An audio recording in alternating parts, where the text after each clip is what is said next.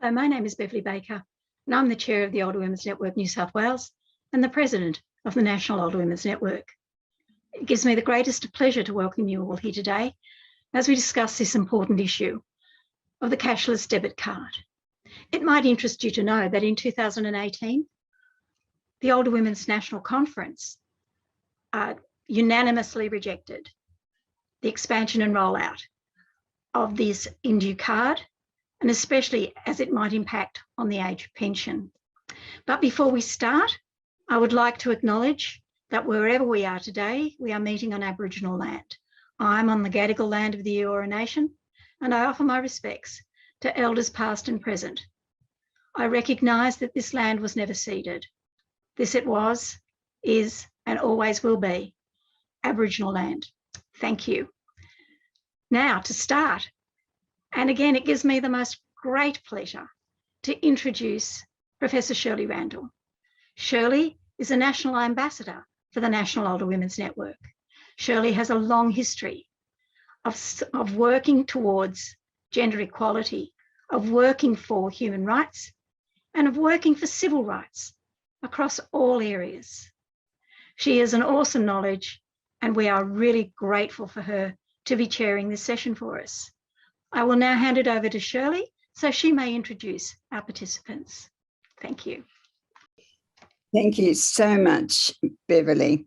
And Budjeri Gamarua, thank you for the acknowledgement of country. And can I congratulate you, Beverly, as a recently elected president of the National Older Women's Network. We look forward to your usual inspiring leadership. And I also am speaking today on the Gadigal land of the Eora Nation. I'm just delighted to be your facilitator for this timely and significant discussion on poverty, the Indue card, and women's rights. This issue is of particular interest to me as ambassador of NOWN, the National Older Women's Network, and as a member of OWN New South Wales, the older women's network in this state. NOWN is run by and for older women, promoting their rights, dignity, and well-being. Other women's networks in each state are composed of groups that offer a range of activities, such as guest speakers, discussions, outings, film and book groups, and facilitated classes. The national network is particularly involved in advocacy for older women. I have a lifelong interest and action in poverty and women's rights. And I also understand that the Indue card is most harmful to First Nations people, particularly, another important focus of my life's work. And our webinar today embraces all three of those interests. I must say that I've not paid enough attention to the Indue card, so our conversation will be important for me. Nearly 150 people have registered for today's forum, affirming the need for understanding the issues involved in the Indue card and finding out more about its impact on Aboriginal, but Australian people now. When I came back to Australia, it was being implemented only in the Aboriginal communities, but that has changed. Now we have two very experienced women sharing their knowledge with us this morning. Catherine Wilkes is the coordinator of the No Cashless Debit Card Australian community, and she's spoken on this issue many times in the government Senate inquiries. Catherine is an advocate for people forced onto the cashless debit card across the country and was among the first people in Australia to alert us to the issues and problems with the card. Amanda Smith is the convener of the Say No 7 resources page, an online community consisting of over 1,100 group members. And she's also coordinator of the No Cashless Debit Card Australia. Amanda has been researching and posting on the cashless debit card policy and legislation for 6 years and has also spoken in the Senate several times. In this conversation, I'm going to ask Amanda and Catherine some questions, no doubt showing my unfamiliarity of this topic, and hopefully my questions may be some of the ones you might also have about the card. You will all have the opportunity to add some questions in the Q&A box at the bottom of your screens. Of course, you may also want to use the chat box to share any thoughts or reflections you might have during the presentations, but it would be helpful if specific questions could be added to Q&A. I'll be monitoring this after my questions are answered by either Amanda or Catherine. So Amanda, I'm beginning with you. I have a Westpac debit card and at times find this very useful. Can you please tell us what is the difference between the bank debit card that many of us are often using in our daily lives and the cashless debit card? And why do some people call it the Indue card? Are there any restrictions placed particularly on that card? Thank you very much, Shirley, and to Own New South Wales for hosting this webinar. I'm speaking from Wurundjeri land, home of the Kulin Nations. I am a guest on unceded territory. To answer this question, it's a normal cashless debit card is not part of a compulsory income management program, and that is the basic difference. You would go to your bank, you would have full control over your account if you have a normal debit card. No one telling you what to spend, when to spend it, your own budgeting limits. When you are put on a cashless debit card, you immediately become part of the compulsory income management program, which is where somebody else takes your control over where you spend your income. In this case, it is the government, and it is a private company called Indue Limited, which is where the Indue card comes from. There are, from the get-go, as you can see, by being placed on an income management program and being compelled to use Indue Limited as your provider, your banking and financial services rights are immediately withdrawn. You don't get a choice. You don't get to go to a different financial services provider to do your exchange and your banking. Immediately, you are compelled by law to engage with Visa, to engage with Indue, and that is how it begins. There are a number of differences between, of incidental differences that together make up a major problem. Things like fraud and chargeback services are not applied equally to card holders versus somebody on a debit card. The cashless debit card infringes upon your economic, banking, privacy and human rights, whereas a normal card wouldn't. And you're certainly not compelled to go and get a debit card at your local bank by a government. You're not forced to do that under duress. And in this case, people being forced onto the cashless debit card are being placed under duress. They're being held what we say economic hostages. You either activate the card and use this product, or you lose 80% of your payment. Even when you do activate the card and go on, the discrimination there doesn't stop, and the differences don't stop. Your credit rating and your freedom to transfer money between accounts is limited on this program. Compulsory income management means that you lose ownership of the 80% of your income. Currently, Social Security law transfers a payment from consolidated revenue and gives it to you where it becomes your income. There is a Social Security process that makes it from a government money to your money. That process doesn't apply anymore to you, and it instead gives the money to Indue Limited, who then legally own 80% of your pension or your payment. So that's the huge thing. A normal cashless debit card wouldn't claim ownership over your income, and this one does. So keeping things brief, because I know we only have an hour, I will leave it at that for now, Shirley. Thank you. Thanks very much, Amanda. Now, sorry, I'm nervous.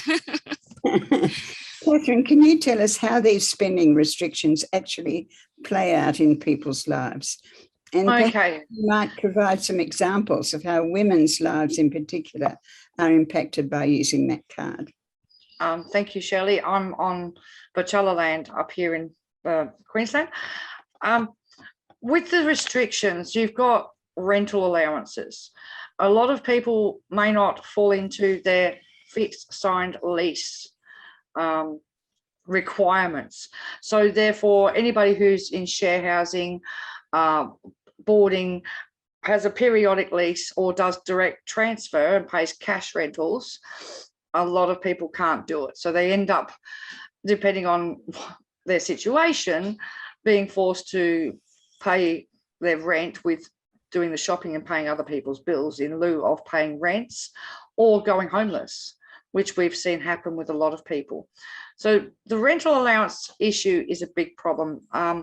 Indue also are not very timely, and usually when people are trying to set up their rent allowances, there is a delay for the ones that do get approved, and they end up like 4 days behind in rent, and they stay behind in rent. And Indue won't let you catch up that money. Landlords get annoyed with constant rents being late or not being paid at all, which leads to breaches in your tenancy agreement, which leads to evictions. So that's one instance. Other restrictions are, well, the restrictions on access to cash, especially if you're in a domestic violence situation, you're trying to get out. You need every penny that you can muster to get away. And even if you do get somewhere, you're going to walk into, say, transitional housing or crisis housing, you're going to walk into an empty house. You need the ability to be able to jump online, buy a fridge, buy a bed. You can't do that. And, you know, your 20% is not going to cover you. And then you're in a position of having to beg to try and get extra cash, get permission. And the way that they do it is you've got to contact, you know, you've got to provide the details of the seller of the goods and put the application in and give all of the seller's information as well. A lot of people just don't do it. You know what I mean? It's just too difficult. So trying to resettle is a really big issue, right? If you've got, I had one person who was in an abusive relationship, and basically using fear, of course, coercive control, her partner took her card and he had access to her portal. And he was the one who actually had an addiction, and he was working, so he wasn't on a benefit. But he took her card and he used her funds. So that, you know, keeps her trapped in poverty and keeps her trapped. Also, a lot of hotels, motels, and a lot of caravan parks are on the banned list. They don't accept the card. So on top of that, you've got so many things that women can't pay. Daycare fees if you've got children. Car repayment loans, depending on the finance company. The only approved company is Money3 at 24.95% interest. Everybody else, you're told to use your cash portion to pay for the expenses that Indue refused to cover for you. Well, a lot of people can't afford to pay rent or daycare or car loans and other personal debts or whatever on their 20%. So we've had a few people go bankrupt as a result and lose their vehicles. It's just disgusting. People have to, like, I've had people who have had to flee and they've had to get on a plane and they've had to beg and they have to prove everything. They have to send through the copy of the flight details and where they're going and itinerary, and to try and get access to the funds. And I was in a situation years ago where I walked into transitional housing, empty house, and I had 6 weeks until I was eligible for my advance payment. And so we sat on the floor for 6 weeks. But when that money came, I was able to draw that money out the bank, head to the garage sales and buy what I needed. Cheap lounge, dining room table, beds, and get it all delivered. You know what I mean? You can't do that with this card, because 100% of a woman's advance goes on the card. You know, and their family tax benefits, supplements at the end of the year goes on the card at 100%. So that's just some examples of how restrictive it is. If I can interject just to round that up, that when you go on a card, you're not only bound by the government's limitations and restrictions on what you can buy and where and how, you're actually also bound by 89 pages of Indue Limited terms and conditions, so corporate terms and conditions as well. When you, your 80% is quarantined, and then in the this is the categories inside the actual account that Indue set up for you without your consent. Your spending is put into categories like housing, groceries, discretionary spending, and you can't actually spend any more than that's in that category at any time. And if you need more in a category like groceries, you need an extra $50, you do have to ring up and ask permission to transfer money from discretionary spending into the other account. So the restrictions are on money orders, on gift cards. It's not just simply preventing you from buying gambling products or alcohol products. It's about cards declining. There has been 890,000 card declines for 86% of which were non-prohibited items. So the card is declining all over the place for items that people can normally buy. When we're talking about restrictions, there is the ones that government impose, and then we're talking about restrictions that the realities of trying to use this card in the public sphere imposes. So, sorry, Catherine. That's right. So getting back to that, it often will decline in the shops when somebody's trying to do their shopping. And we've had instances where only the Indue card's gone down at Woolies and they put it over the loudspeaker telling everybody the Indue card doesn't work. And people have to literally just leave their shopping and walk out. Yeah. That's actually a very common experience. We hear that too. Yeah. Oh, if it's declining and playing up, people behind the person will start, oh, you've got the druggie card. You've got the druggie card. And why don't you get a job? That's my tax dollars. They start heckling the people on the card. So there's a stigma issue as well, which causes a lot of trauma. And we found a lot of women, I say women because this does, it does impact the men as well, but it's mainly the women and the children that go do the shopping. And women in caring roles as well. Thank you both for that. Now, Amanda, I want to go on with you because since the 1960s, women have been marching for their liberation. I joined in some of these marches when I came back to Australia in the 1970s and in every decade since then, including a couple of months ago, to be free from all the controls imposed on us. Yet, Amanda, I hear that this card is being used to control women's spending, and you've mentioned that. Even their bras, as indicated in the advertisement for this seminar today. Can you please tell us about this woman who had to get permission to buy a bra? Yes, Bianca's story actually made it to Senate, which we're really proud for her that she was actually heard in the Senate and on the chamber floor of the House of Representatives as well. It's a little embarrassing, but what you have to understand as this card blocks your access to eBay, Amazon, D-Shop, Kogan, Gumtree. I've got the list here of places that so PayPal and eBay are banned, but this person was put on a card, placed on a card in an out of trial area and went to make a purchase of a bra. It's easy for women of small bust size to go to Kmart, and the card very rarely declines at those places like Kmart and Target and conglomerate stores.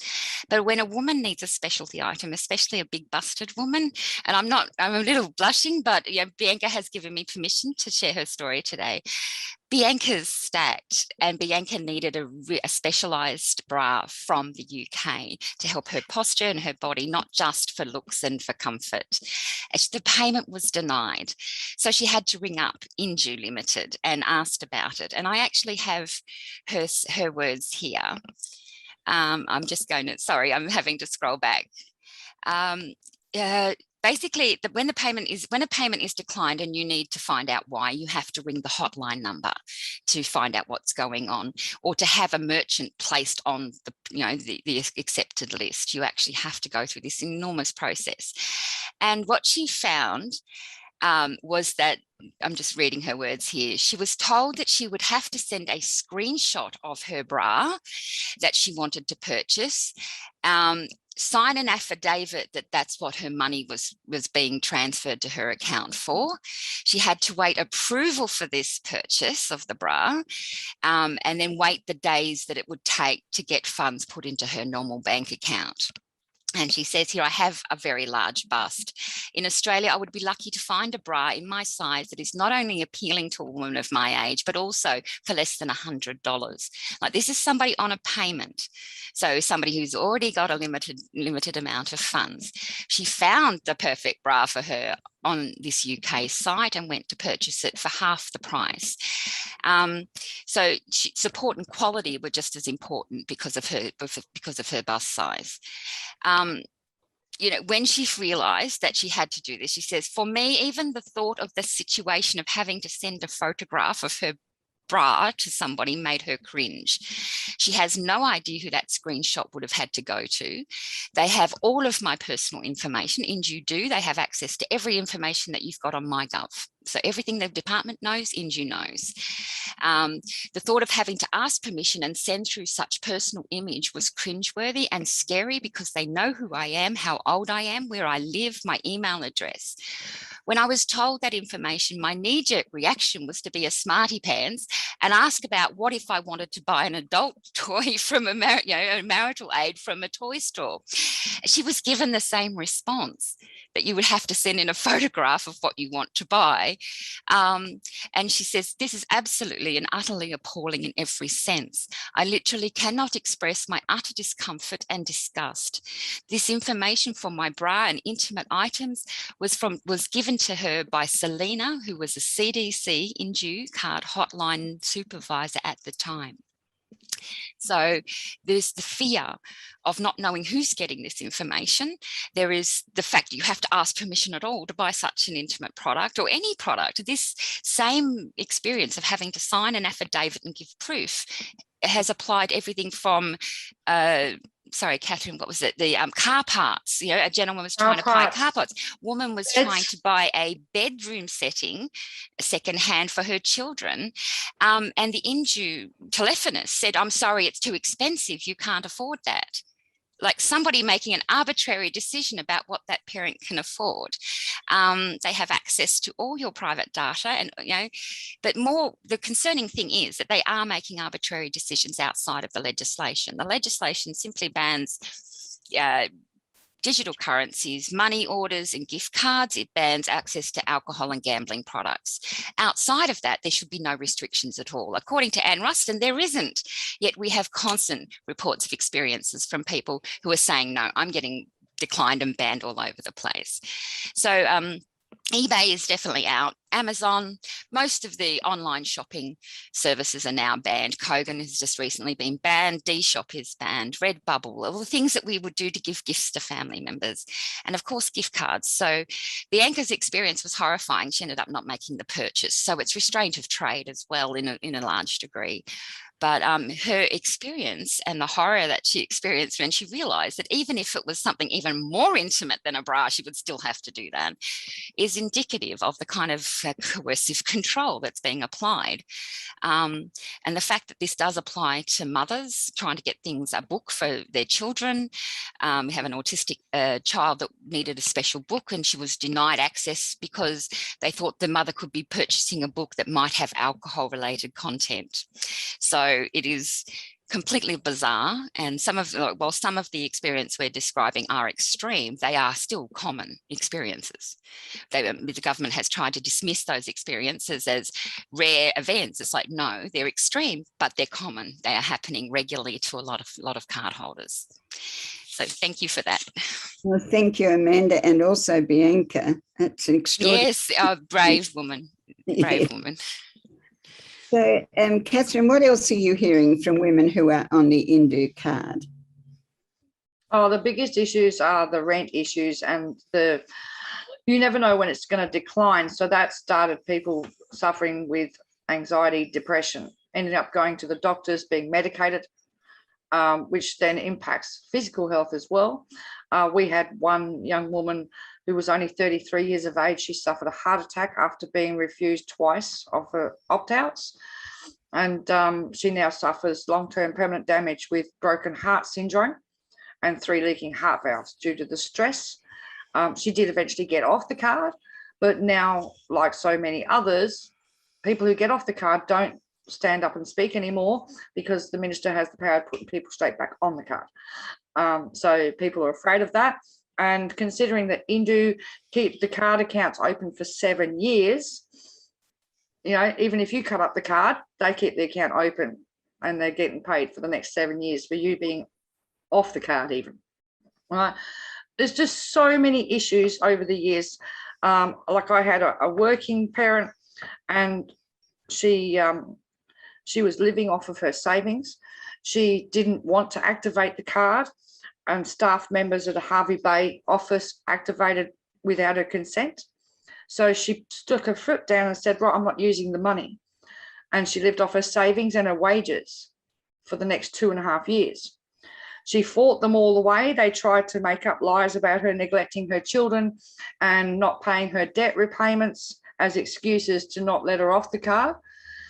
Meanwhile, the money that accumulated in the card was $35,000. Okay. She ended up taking it to AAT tribunal, and she won straight away. It was overturned. There was no evidence of child neglect, and there was no evidence of debt not being paid because she didn't have any debts. They got upset because she blacked out how much savings she had, and they wanted to know on her bank statements. And because she refused to show them how much she had in savings, they made up rubbish. And they do that on a lot of the opt-out. It's any excuse. And yeah, it took her 2.5 years and all the way to AAT tribunal to get off the card. And even then they tried to manipulate that and say, we might have to repay you back in installments. And she said, no, I want my $35,000 in my bank. You know, we've got situations where older people, for instance, Jocelyn in Seduna, they've recently put her back on the card in March, and she's 65 years of age. Her mobility scooter broke down. Now, the gentleman that fixes those things in Seduna doesn't take card. So she was in the embarrassing situation of having to borrow money off of a friend to pay to get her mobility scooter fixed. The problem with that is, since she's got to scratch her head, is how's she going to pay her friend back that cash? You know, she's going to have to do it over several weeks of a little bit out of her cash portion every fortnight to pay it back. One of the worst things I think I've heard so far is in the case of a young mum who was pregnant with twins and she lost the babies. Now, this woman went to Bundaberg from Brisbane. She was only in Bundaberg for 8 days and she returned back to Brisbane and she lost the babies. In that time, a card turned up in her letterbox. She was put on the cashless debit card, even though she wasn't living in Bundaberg. With that meant that her bereavement payment went 100% onto the cashless debit card. They refused her access to use it to pay for the funerary urns and the cremation of her twin babies. I think that's the lowest thing I've seen any company do. So she had no choice but to borrow the money from her mum. And then they refused her the ability to be able to transfer that money back to her mum, because they were sitting on that 100% of her bereavement payment, which was supposed to assist with the funeral costs, but she couldn't access it. So she spent the next year or so paying her mum's bills, buying her mum's groceries, paying her mum's car rego to pay her mum back. But all of that in the grief of losing twin babies. Do you know what I mean? No compassion from the company whatsoever. And the staff, a lot of the staff have big chips on their shoulders. They'll tell people it's not your money. Well, if you don't like it, get a job. Well, getting a job hasn't saved people, because a lot of people on the card have jobs.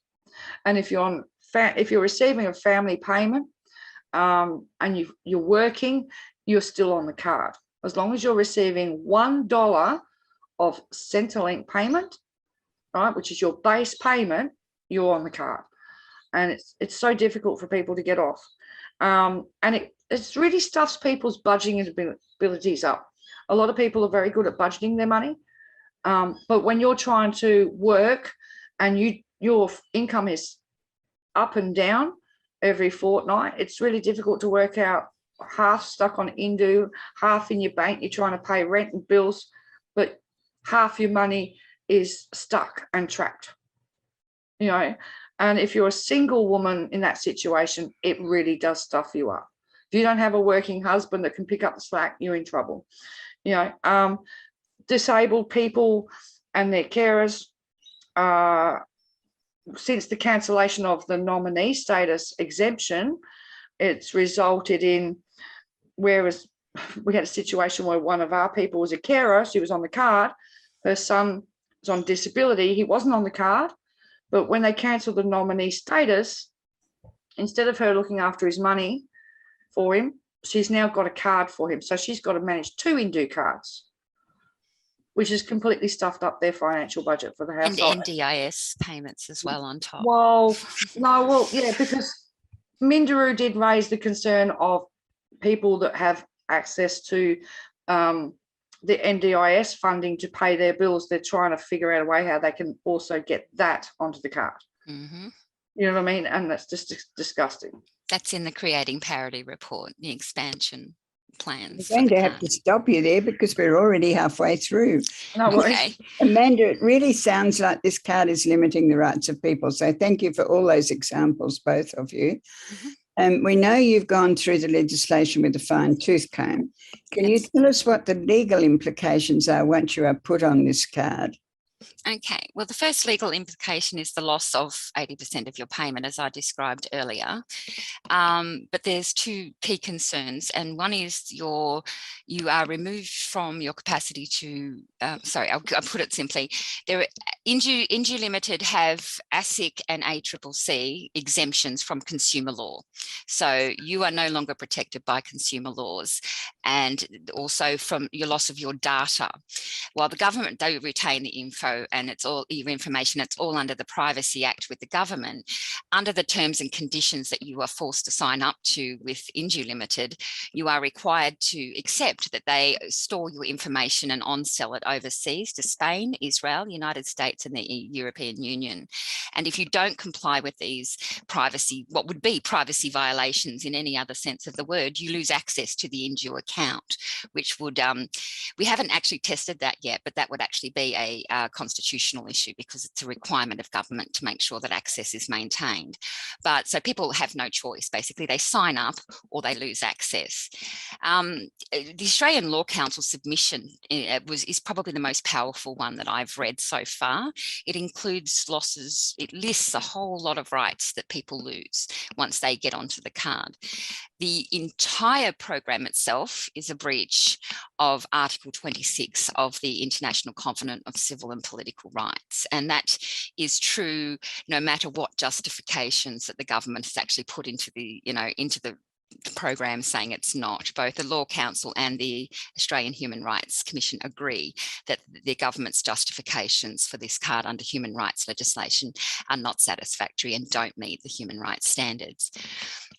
But where that comes into play is that your rights to equality and non-discrimination go up in smoke. This is a legal form of segregation in a sense, and we call it socioeconomic apartheid, legislated socioeconomic apartheid. But your right to self-determination, which is actually enshrined in law, your right to autonomy, your right to social security and an adequate standard of living is impacted, and the prohibitions on the impact of privacy rights. There's a whole list I could run through, but the ones that affect cardholders on a more real basis are the consumer protections, because it means that I can run to ASIC and make a complaint about Indue.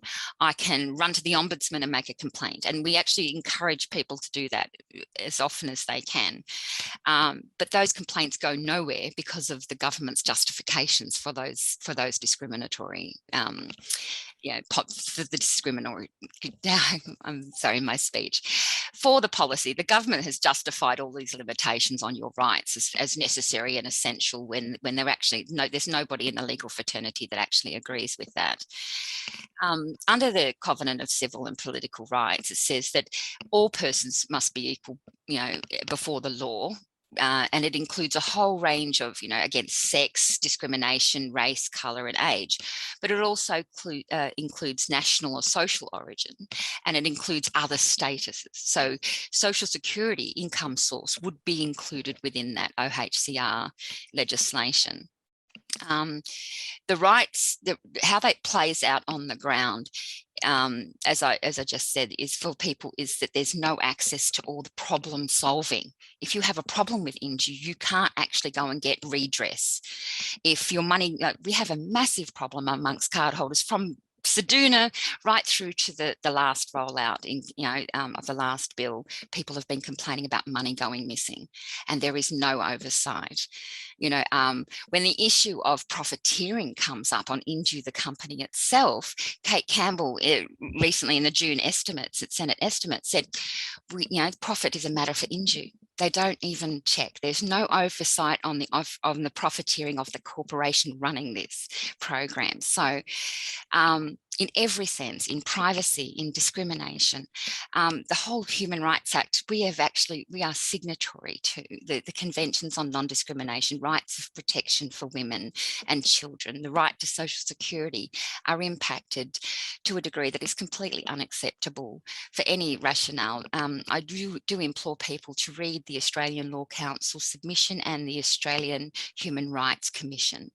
For people of First Nations and Aboriginal and Torres Strait Islander people as a collective group of people, those rights, also the rights that are removed also include cultural rights, the right to practice culture, because the card limits your movement, where you can go, when you can go. So, people we're finding, like, there were 700 people from the Warburton community outside Kalgoorlie who weren't in the trial region, but when they had their access, removed, arbitrarily, they were put on cards without a notice, and yet they weren't even in the legislated trial region. So a lot of wheeling and dealing is happening behind the scenes that people aren't aware of. These people could not even access food.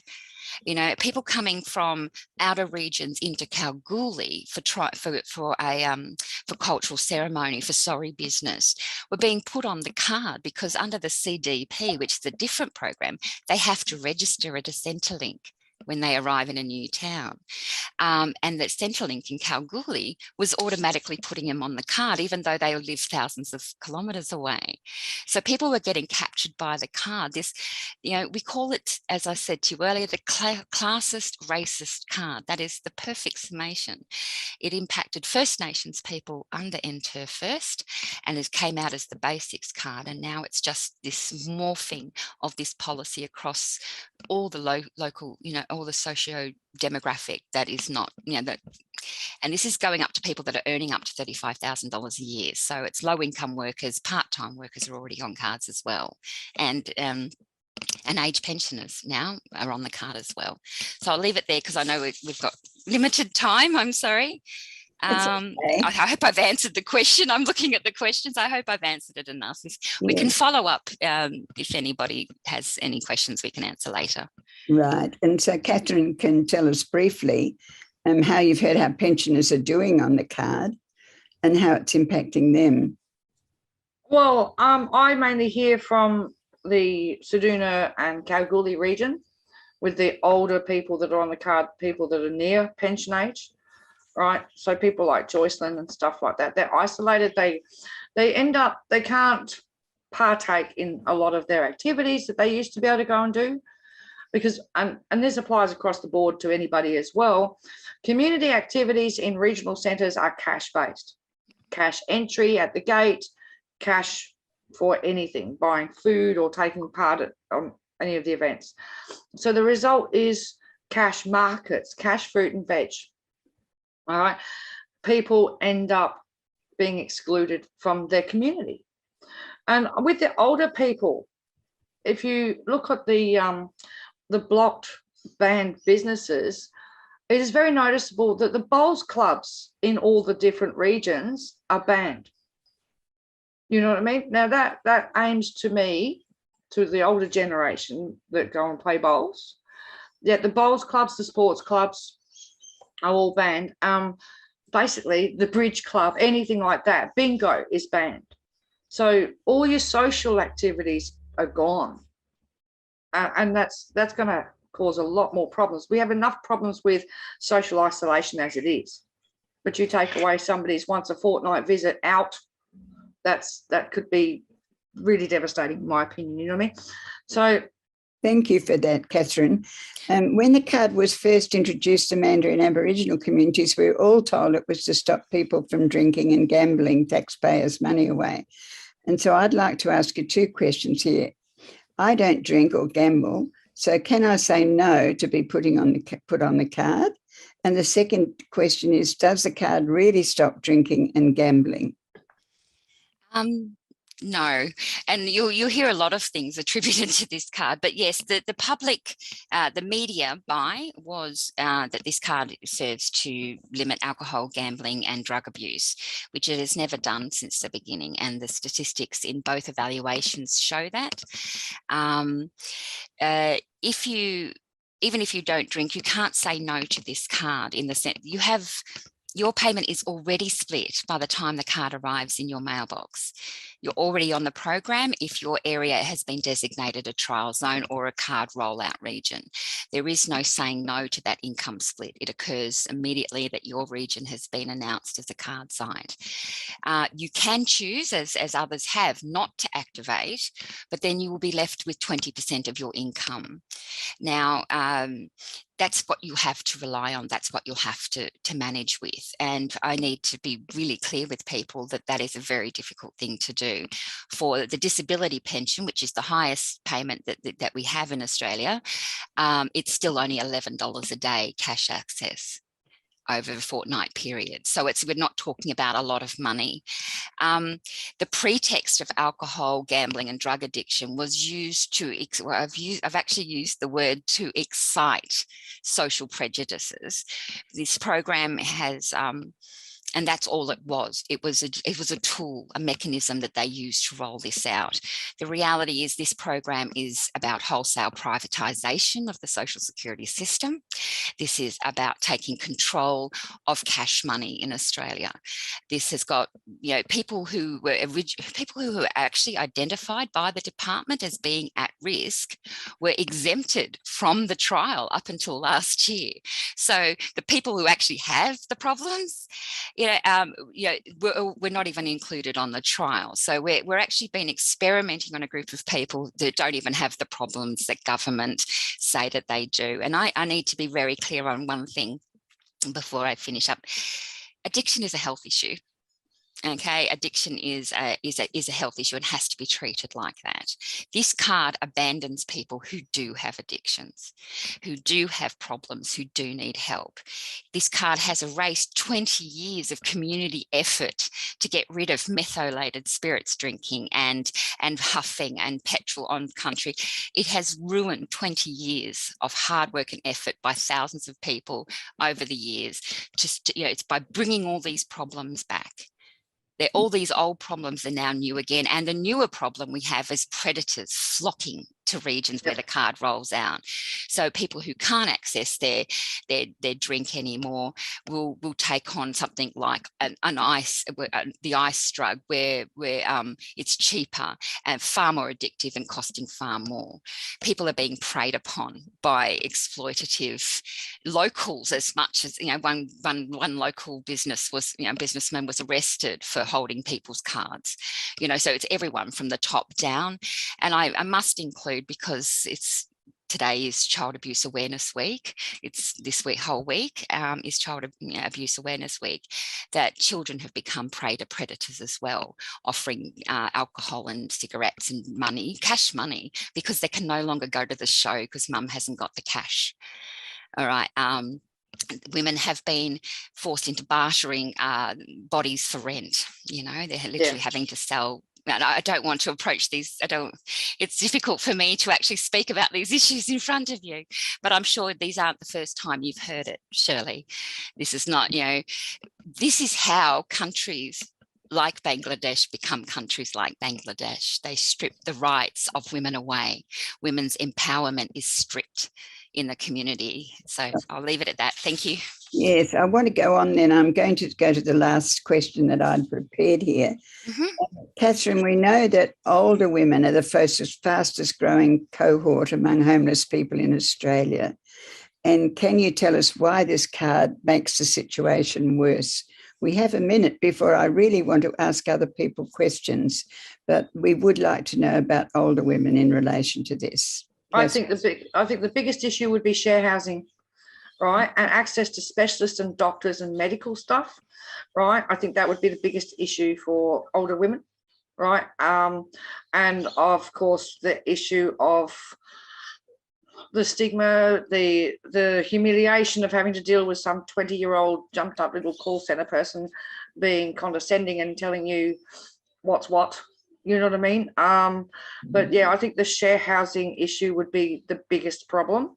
Let's leave it there, because you've all told us some horrific tales. So Aminda, in half a minute, can you say why there isn't a class action to stop the government from forcing this card onto the population? Okay, I used all my savings to get this advice, so I can tell you that the reason is that this isn't like robo-debt, which was found unlawful, okay, and a class action was able to be started. This card is law. It's in the law and justified. Okay, it can only be legislated out. That's the only way it can be done. We have had lawyers for 6 years going around trying to find a way to do this, but you have to remember the NLP outsourced this policy, writing of this policy, to some of the best legal minds in the country. And I know because we paid $79 million for the consultancy in order for the task force that developed this card. So, but advice from human rights lawyers is it can only be legislated out. Advice from a QC that I personally asked and paid for time for was it can only be legislated out. And Shine lawyers, we have had some support and that they want to support, but there's no way for them to support. There may be some terms under the ASIC letter and the ASIC guidelines where people can individually take on cases, but ultimately it can't. That's why there's no, because it's law, because it's been passed by both houses of parliament and is in the law, a class action or a high court challenge must start from inside the ministry, and a class action must begin after that this is a $500,000 a minute sit down conversation that you actually have to have that we simply can't afford. If there's a loophole, we'll find it, but there are moments that all the lawyers that we've spoken to have not been able to find it. So thank you both, and you'll have to now answer 26 questions. We won't have time for all of that. Some of them might have been answered. Now, Kirsten Anker said, how much cash can you draw on your card? You don't get to draw money on the card at all. No. You don't get to draw any money from the 80% of your income at all. It's you cannot transfer cash from the Indue account to your private bank account. You can't do that. Well, you can, but you have to get permission. Sorry. Yeah, there are certain circumstances. Right, and you get $200 every 28 days, unless you're in the Northern Territory, that doesn't apply. And most First Nations people, they won't let them do it. But your 20% goes into your normal bank account. Okay, that's where you get your 20% from, and the 80% is on the Indue card, and you cannot put an Indue card into an ATM machine and draw cash on it. Yeah, simple. Thank you for that. Now, what oversight is in place for the Indue card? None. There's no oversight. To be fair, the department itself oversees in a broad term the running of the program. They supply information through Senate estimates that is usually obtuse and not relevant to the process. But there is the department's goal is to get people on the card. As far as Indue Limited is concerned, there is no oversight, and Kate Campbell admitted such in Senate estimates in June.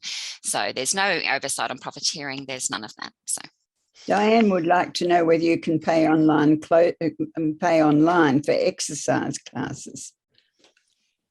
Catherine? I don't know. It would depend on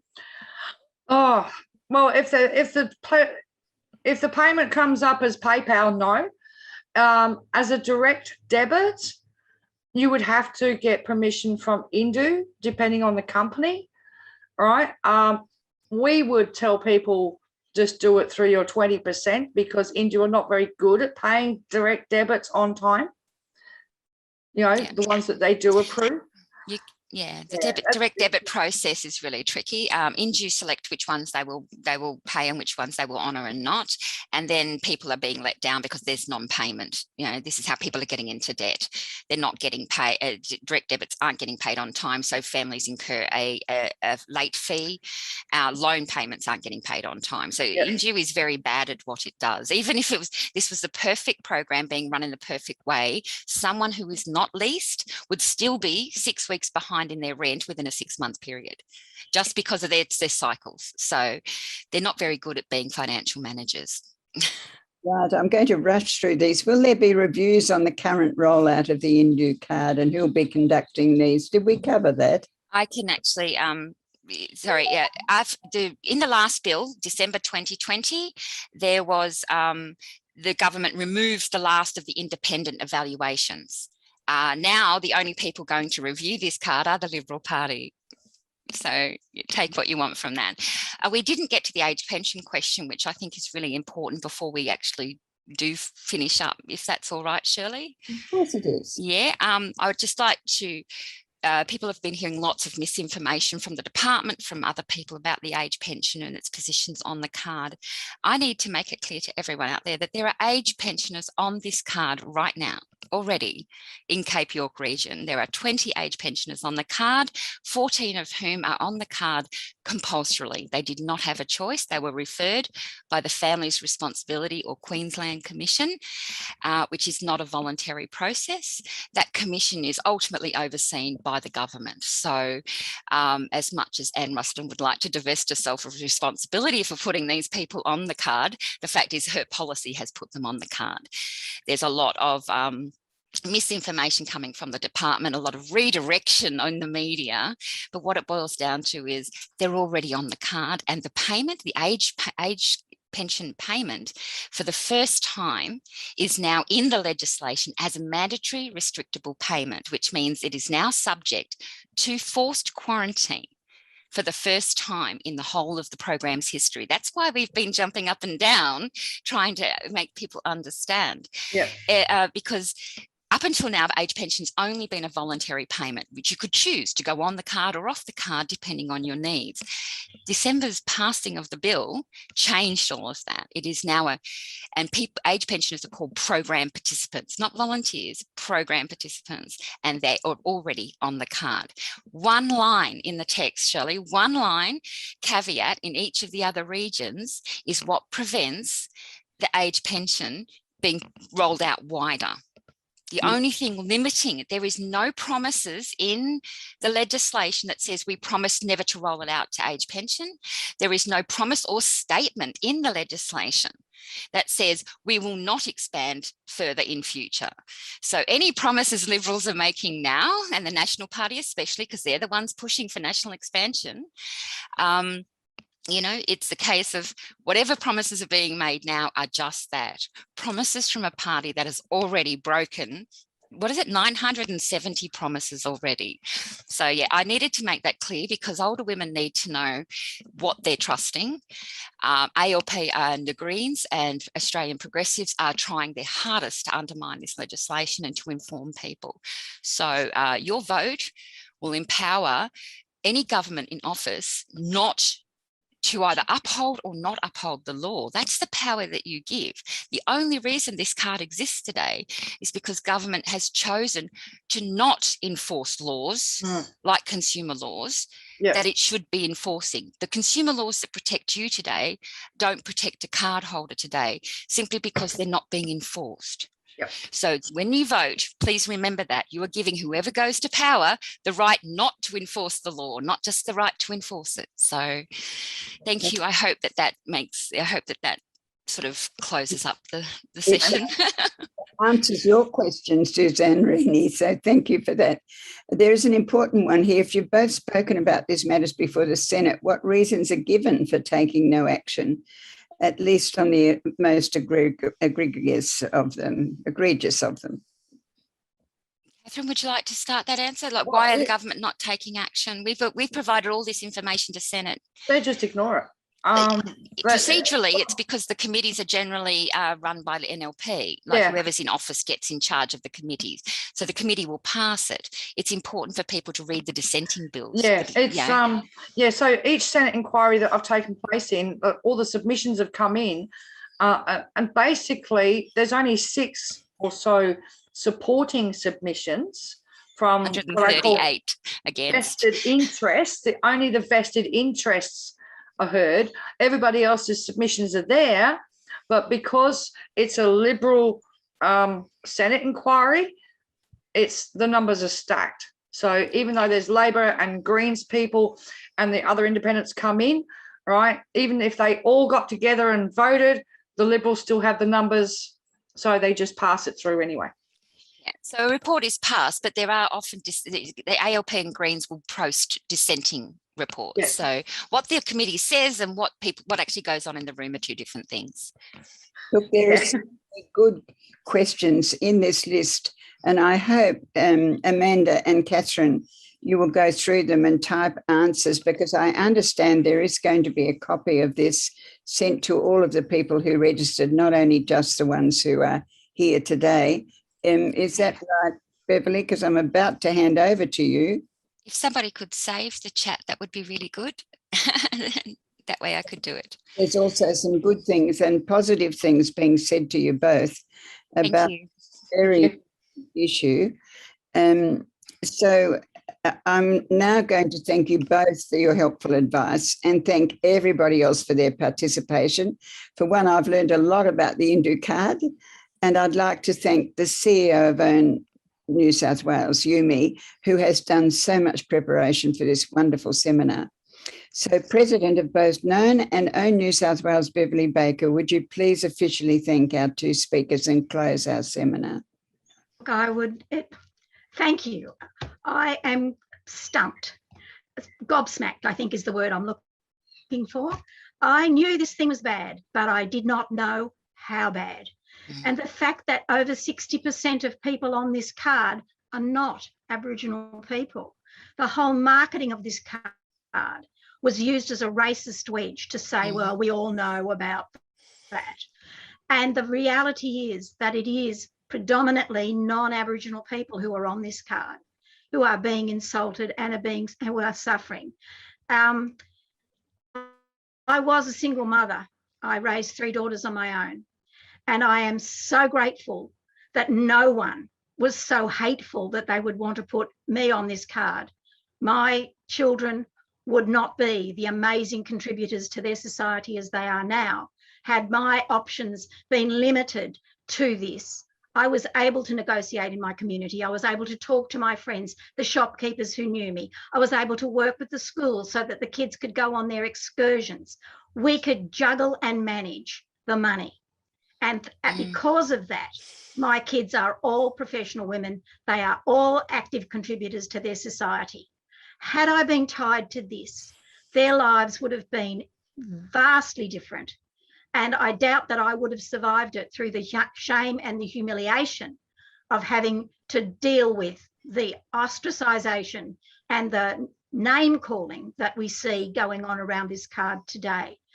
Thank you so much for opening my eyes even further, even though it is burning my brain to pieces. Thank you again, Shirley, for your awesome moderation of this very, very difficult and emotional seminar. And thank you both, Amanda and Catherine, for the enormous energy and effort that you have put in to try and understand and impart the dreadful impact this card will have on older women, on 60% of the people who are on the aged pension, because they live for anything up to 4 to 5 years longer than their male partners, and they retire with less than half the superannuation that men currently do. So the impact on this card is not only racist, it's sexist. So thank you very, very much for your time and your effort. Thank you everyone for participating.